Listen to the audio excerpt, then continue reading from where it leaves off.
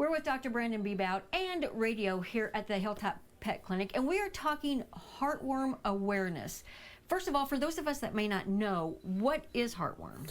So heartworm is a manifestation after a mosquito bite that they store actually the babies in their salivary glands, and they'll inject it when they sting your dog. And then over the course of about 5 to 7 months, they grow into adults. They like to harbor in what we call the pulmonary artery.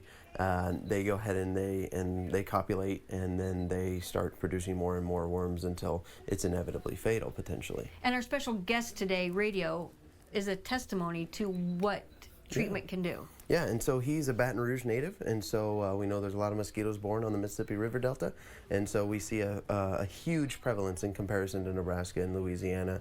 And we adopted him in 2013, tested him. He was negative, actually, and then a year later he actually tested positive while on prevention, and that's where that 5 to 7 months comes in, where he had been stung by the mosquito. Then we had adopted him, we tested him, he was still negative because they were going through a system essentially and starting to harbor, and then by the time the year went by, he had tested positive, and that we initiated treatment.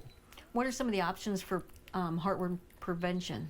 So there's plenty. So we carry something that's very convenient, very easy, ProHeart. That comes in a 6-month injection or a 12-month injection, and my recommendation is try to sync that in a winter month. We're fortunate we have seasons here, kind of, and so I like to give that ProHeart 12 in January, and that way you give it a full year of coverage. And then if you were to be late on that next injection, hey, at least it's January rather than doing a 6-month and then having to miss it in July when we're more susceptible to mosquito season. So how can you diagnose heartworm? So it's just 3 drops of blood actually into a little canister, and then what it's testing for is actually the pregnant female worm, and so it's just a snap test, ELISA test, testing for the antigen of the heartworm. So you need to keep up on all your it's not really deworming. What's it called then? It's just heartworm preventative, Okay. And so yep, it is kind of a deworming because it is a worm, and that is something that